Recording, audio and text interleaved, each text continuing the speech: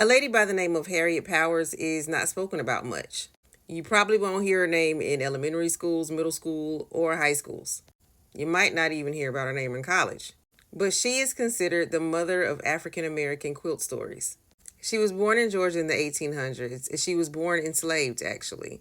And when she got free, her and her husband, they had 4 acres of land. They ended up losing the land, but they ended up keeping the house. They went through some financial troubles. It was hard back then. And then later on, she ended up single. And then I'm passing a lot of information, but her quilts became really, really famous. Most notably, the Bible quilt and the pictorial quilt. The Bible quilt told a story about the Bible, from Adam and Eve to Satan to the Jesus' baptism, all the way through per square. Okay, and the pictorial quilt is also about biblical stories. But now I want to talk about another Black American quilt master who passed away in 2024. Her name was Faith Ringgold. So here's why I want to talk about her really, really bad. Because she's the first woman that I ever knew of to put an actual story inside her quilt.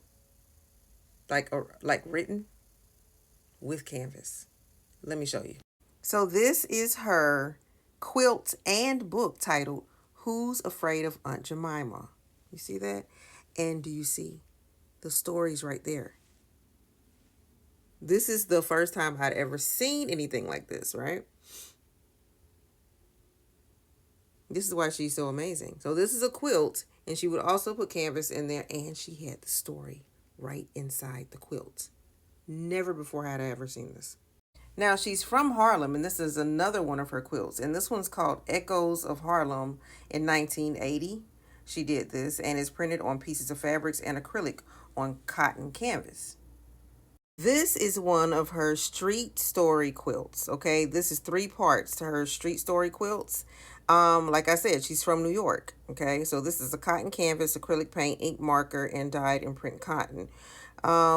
It's all sewn into a cotton flannel backing, right? So this is called The Accident, the Fire, and the Homecoming. She did this in 1985. Now, check this out, you guys.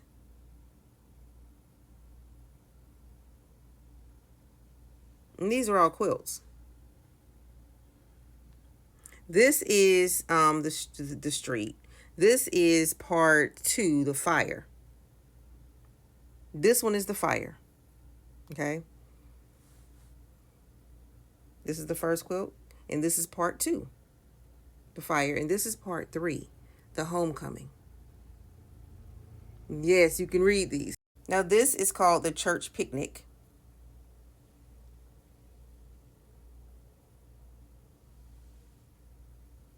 Isn't that gorgeous? She has so many collections. So many collections. It's crazy. She did a French collection. Of course, she did an American collection. This is We Came to America, the American collection, part 1. Of course, you can see the story right there.